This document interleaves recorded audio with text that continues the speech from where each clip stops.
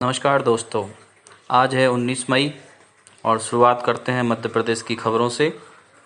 मध्य प्रदेश में सबसे बड़ी खबर आ रही है। मुख्यमंत्री शिवराज सिंह चौहान ने प्रदेश को संबोधित किया है और अपने भाषण में कुछ महत्वपूर्ण जानकारियां दी हैं। तो जो भी उन्होंने बताया है हम सब विस्तार से डिस्कस करेंगे। मुख्यमंत्री शिवराज सिंह चौहान ने कहा है मध्य प्रदेश में अब सिर्फ 2 जोन होंगे, एक रेड जोन और एक ग्रीन जोन।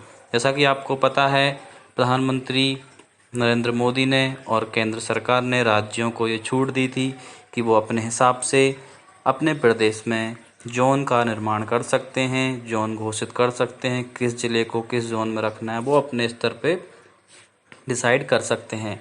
इसी प्रक्रिया को आगे बढ़ाते हुए मुख्यमंत्री शिवराज सिंह चौहान ने राज्य में सिर्फ 2 जोन घोषित किए हैं, ग्रीन जोन और रेड जोन। अब ऑरेंज जोन नहीं रहेगा।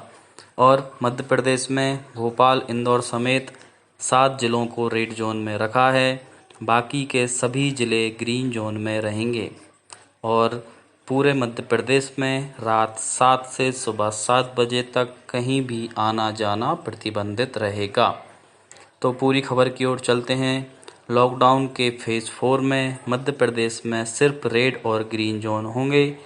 इंदौर, भोपाल, उज्जैन, जबलपुर, बुरहानपुर, खंडवा और देवास रेड जोन में होंगे। एक बार फिर मैं आपको 7 जिलों के नाम बता देता हूँ। इंदौर, भोपाल, उज्जैन, जबलपुर, बुरहानपुर, खंडवा और देवास, ये 7 जिले रेड जोन में होंगे। बाकी के सभी जिले, जी हाँ दोस्तों, सभी जिले ग्रीन जोन में होंगे। रेड जोन के कंटेनमेंट एरिया में किसी भी तरह की कोई भी गतिविधि शुरू नहीं होगी। ग्रीन जोन में सभी तरह की गतिविधियां सोशल डिस्टेंसिंग के साथ शुरू हो सकेंगी। है घोषणा मुख्यमंत्री शिवराज सिंह चौहान ने दी है। उन्होंने बताया है कि शाम 7 बजे से सुबह 7 बजे तक कहीं भी आना जाना प्रतिबंधित रहेगा। मुख्यमंत्री शिवराज सिंह चौहान ने कहा है कि लॉकडाउन 4 के दौरान सभी कंटेनमेंट क्षेत्रों में विशेष प्रतिबंध जारी रहेंगे तथा केवल अत्यावश्यक गतिविधियों की अनुमति होगी। इस जोन के भीतर और बाहर लोगों का आना जाना प्रतिबंधित रहेगा। केवल मेडिकल इमरजेंसी और आवश्यक वस्तुओं और सेवाओं की आपूर्ति की जा सकेगी। कंटेनमेंट एरिया में उद्योग संचालित नहीं होंगे, परंतु इनके बाहर सभी स्थानों पर उद्योग संचालित किए जा सकेंगे। जो प्रतिबंधित गतिविधियां हैं सभी जोन में, वह निम्न प्रकार हैं, जैसे कि सभी जोन में स्कूल, कॉलेज, कोचिंग, प्रशिक्षण संस्थान, होटल, रेस्टोरेंट, हॉस्पिटलिटी सेवाएं, cinema hall, shopping mall, gym, swimming pool, मनोरंजन पार्क, थिएटर, बार, ऑडिटोरियम प्रतिबंधित रहेंगे। ये ग्रीन जोन और रेड जोन दोनों में प्रतिबंध रहेंगे। इन जोन में सामुदायिक कार्यक्रम, सभी प्रकार के सामाजिक, राजनीतिक, खेलकूद, मनोरंजन, अकादमिक, सांस्कृतिक, धार्मिक आयोजन नहीं हो सकेंगे। सभी धार्मिक स्थल, पूजा स्थल तथा धार्मिक सभाएं प्रतिबंधित रहेंगी। शाम 7 बजे से सुबह 7 बजे तक लोगों का आवागमन केवल अत्यावश्यक गतिविधियों को छोड़कर प्रतिबंधित रहेगा। सार्वजनिक परिवहन की बसें अभी 1 सप्ताह तक प्रतिबंधित रहेंगी तथा इसके बाद समीक्षा कर निर्णय लिया जाएगा। अब गतिविधियों पर नज़र डाल लेते हैं कि रेड जोन में कौन कौन सी गतिविधियां रहेंगी। तो रेड जोन के अंतर्गत मोहल्ले की दुकानें, रहवासी परिसर की दुकानें तथा बाजारों में स्थित आवश्यक वस्तु की दुकानें खुली रहेंगी। ऑनलाइन शिक्षा चालू रहेगी। मेडिकल, पुलिस आवास, क्वारंटाइन सेंटर, फंसे हुए लोगों के भोजन के लिए उपयोग किए जाने वाले hotel, bus depot, railway station, airport में संचालित कैंटीन, होम डिलीवरी करने वाले रेस्टोरेंट के किचन, स्पोर्ट्स कॉम्प्लेक्स, स्टेडियम, बिना दर्शकों के सभी प्रकार का माल परिवहन, कार्गो मूवमेंट तथा उनके खाली वाहनों का मूवमेंट जारी रहेगा। साथ ही सभी स्वास्थ्य कर्मियों एवं सफाई कर्मियों का आवागमन, उद्योगों के लिए श्रमिकों को ले जाने वाले की बसें तथा शासकीय एवं निजी कार्यालय 50% क्षमता के साथ चालू रहेंगे। अगर ग्रीन जोन की गतिविधियां देखें तो ग्रीन जोन में सभी क्षेत्रों के लिए प्रतिबंधित गतिविधियों को छोड़कर शेष प्रकार की सभी गतिविधियां संचालित की जा सकेंगी। इन क्षेत्रों में कोई पाबंदी नहीं रहेगी। सभी दुकानें एवं बाजार खुलेंगे, सब्जी मंडियां खुलेंगी, निजी व शासकीय कार्यालय पूरी क्षमता से चलेंगे तथा निजी वाहनों से आवागमन किया जा सकेगा।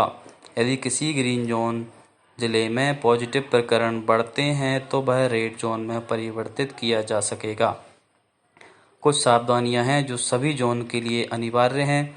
मुख्यमंत्री ने बताया है, प्रत्येक जोन में कोरोना संक्रमण से बचने के लिए 65 साल से अधिक, गर्भवती महिलाएं, 10 वर्ष से कम उम्र के बच्चे, डिसऑर्डर वाले व्यक्ति, जिनको मल्टीपल डिसऑर्डर के दौरे पड़ते हैं वो व्यक्ति, उनको घर पर ही रहना होगा। सभी लोगों को सार्वजनिक स्थानों पर, कार्यालय स्थल पर मास्क पहनना अनिवार्य होगा। थूकने पर जुर्माना लगाया जाएगा। फिजिकल डिस्टेंसिंग का पालन करना होगा। विवाह में अधिकतम 50 लोग, अंतिम संस्कार में अधिकतम 20 लोग। सार्वजनिक स्थानों पर शराब पीना, पान, तंबाकू, गुटखा खाना प्रतिबंधित होगा। दुकानों पर ग्राहकों के बीच 2 गज की दूरी रखना अनिवार्य होगी। एक समय पर 5 से अधिक लोग दुकान में नहीं रह सकेंगे। सभी कार्यस्थलों के प्रवेश द्वार एवं प्रस्थान द्वार, थर्मल स्क्रीनिंग, हैंड वॉश और सैनिटाइजर की व्यवस्था, पूरे कार्यस्थल पर नियमित सैनिटाइजेशन तथा लंच ब्रेक आदि में फिजिकल डिस्टेंसिंग अनिवार्य होगी। मुख्यमंत्री ने साथ ही साथ कहा है कि हमारे प्रवासी मजदूर भाई बहन बिल्कुल भी चिंता न करें। सभी को बसों एवं ट्रेनों के माध्यम से उनके घर तक पहुंचाया जा रहा है।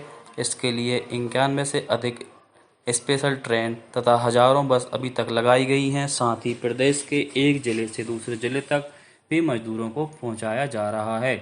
इसके अलावा सरकार उनके भोजन, राशन, उन्हें कार्ड दिलवाने की व्यवस्था भी कर रही है। जिन मजदूर भाइयों का राशन कार्ड नहीं है उन्हें भी निःशुल्क राशन दिया जा रहा है। जो कार्य करना चाहते हैं, जिनका जॉब कार्ड नहीं है, पंचायत के माध्यम से उनका जॉब कार्ड बनवाकर उन्हें काम दिया जा रहा है। शासन ने एक बहुत बड़ा निर्णय लिया है कि जो भी प्रवासी मजदूर हैं सभी संबल योजना की पात्रता रहेगी। संबल योजना गरीब की सुरक्षा कवच है, उनकी हर आवश्यकता की पूर्ति करता है। चौहान ने साथ ही कहा कि हम दूसरे प्रदेश के मध्य प्रदेश में फंसे मजदूरों का भी पूरा ध्यान रख रहे हैं। हम प्रदेश में पैदल नहीं चलने देंगे तथा भूखा नहीं सोने देंगे। साथ ही साथ उन्होंने मध्य प्रदेश की जनता का भी धन्यवाद किया जो प्रवासी मजदूरों के लिए बहुत व्यवस्थाएं कर रही है। उनके पानी, खाना और रहने की सब व्यवस्था मध्य प्रदेश की जनता द्वारा जगह जगह उनको रोक कर की जा रही है। इसकी तारीफ भी मुख्यमंत्री शिवराज सिंह चौहान ने की। मुख्यमंत्री शिवराज सिंह चौहान ने कहा है कि किसानों की फसल का एक एक दाना खरीदेंगे। अभी तक हम 90 लाख मीट्रिक टन से अधिक समर्थन मूल्य पर गेहूं खरीद चुके हैं तथा किसानों को 10,000 करोड़ रुपए से अधिक का भुगतान किया जा चुका है। उन्होंने कहा है कि किसान बिल्कुल चिंता न करें, हम उनका एक एक दाना खरीदेंगे। लेकिन किसान इस बात का ध्यान दें कि सिर्फ SMS मिलने पर ही अपनी उपज बेचने जाएं। एक दूसरे से 2 गज की दूरी रखें। सभी सुरक्षा उपाय अपनाएं। चना, मसूर एवं सरसों के समर्थन मूल्य पर खरीदी का कार्य भी जारी है। सरकार ने किसानों को 0% ब्याज पर फसल ऋण दिलवाने की पुनः व्यवस्था लागू की है। गत दिनों प्रदेश के 15 लाख किसानों की फसल बीमा की लगभग 2290 करोड़ की राशि उनके खातों में अंतरित हुई है। मुख्यमंत्रियों ने कहा, सरकार विद्यार्थियों का भी पूरा ध्यान रख रही है। उनके लिए ऑनलाइन पढ़ाई की व्यवस्था की गई है। कोरोना संकट को देखते हुए 10वीं के विद्यार्थियों के बचे हुए पेपर नहीं होंगे। 12वीं के पेपर 8 से 16 जून के बीच होंगे। क्योंकि इस समय विद्यालय बंद हैं, अतः निजी स्कूल विद्यार्थियों से ट्यूशन फीस के अलावा कोई शुल्क नहीं ले सकेंगे। ये कुछ खबर थी मध्य प्रदेश की जो शिवराज सिंह चौहान ने आज अपने भाषण में कही।